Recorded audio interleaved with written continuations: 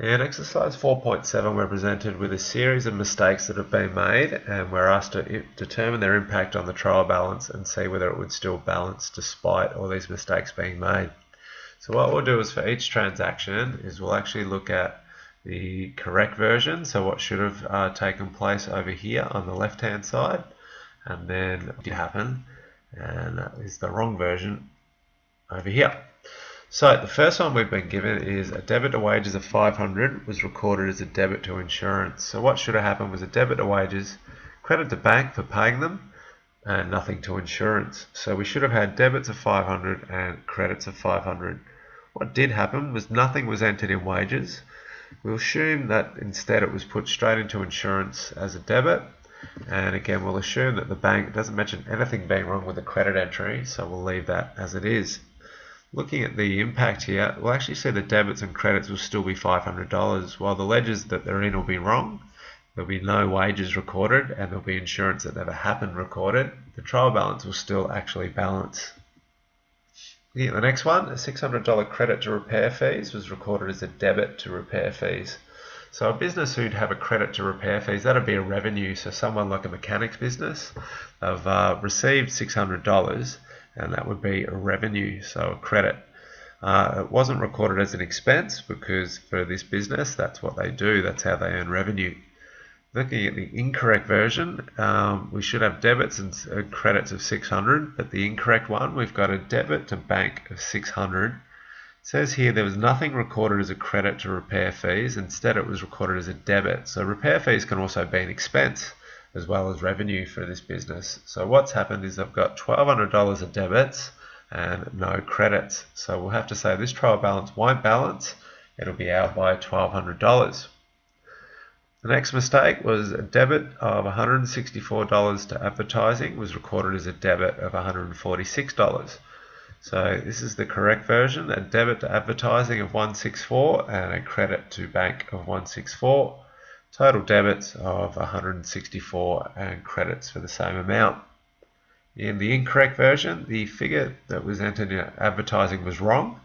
It doesn't mention anything about the bank figure being wrong, so we'll assume that was entered at $164, but the problem here is our debits are $146 and our credits are $164. So this trial balance won't balance, it'll be out by $18 on the credit side. The next one, receipt of $50 interest was recorded as a debit to interest and a credit to bank. So on the left hand side we should have received $50, so bank went up, and that should have been recorded as revenue in the form of interest, which is a credit. However, what's happened here is that there's a credit to bank has been made and a debit to interest. So presumably the mistake that's been made here is I've treated it as an interest expense. So therefore the debit to interest has gone in as an expense, and the credit to bank has reduced the bank account. However, from a trial balance perspective, the debits and credits will be $50 in either situation, so this trial balance would balance even if the mistake was made. We've got cash purchase of stock of $300 was not recorded in the books at all, so it should have been a debit to stock and a credit to bank. The total debits of 300, total credits of 300.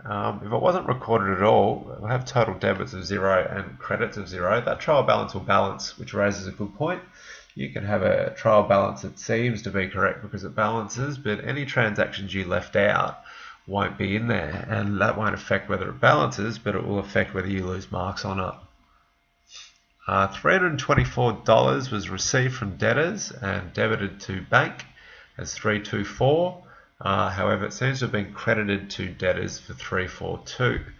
So the entry on the left, the correct one, debit to bank 324, credit to debtors for 324. So debtors have paid us back with matching debits and credits there. The incorrect version, we've got the bank part seems to be right. It's the credit to the debtors ledger that seems to be wrong. Instead of 324, it's been entered as 342. So in this one we have debits of 324, credits of 342. Our trial balance is going to be out $18 in this case. This one we've got a credit sale that's been recorded as a cash sale, and the cost of sales was recorded as a debit to stock and credit to cost of sales. So let's have a look at the correct version. This one's complicated. So it says it's a credit sale, so there should have been a debit to debtors, nothing in bank, $200 is a sale, and then we should have had a cost of sale of expense of 100 and a credit to the stock ledger of 100.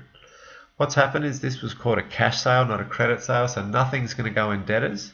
Instead, that $200 will go into the bank ledger. Seems like a sale was still recorded, so the credit still went into sales. And then with the cost of sale and stock part, it said that the credit was entered to cost of sales and the debit was entered to stock. So there's several mistakes in this entry, and there'll be a lot of marks lost here. However, the trial balance would actually still balance because there's still $300 of debits and $300 of credits. So in this instance, the trial balance will in fact balance. We've got a cash sale of $550 including GST. It was recorded as a debit to bank, a debit to GST, and a credit to sales. So in the correct version, we got $550. We collected $50 GST, so that'll increase our liability on the credit side, and we've got $500 of revenue, so our debits equal our credits of $550. In the incorrect version, it says here that $550 went into bank, and that's okay, that's what should have happened. However, it says a debit was made to the GST ledger and a credit was made to sales. Now the credit to sales is fine, but it's the GST ledger where there's a problem. That entry, instead of being a debit, should have been a credit. So what we've got is debits of 600 and credits of 500. So we'd say in this case, our trial balance will be out by $100.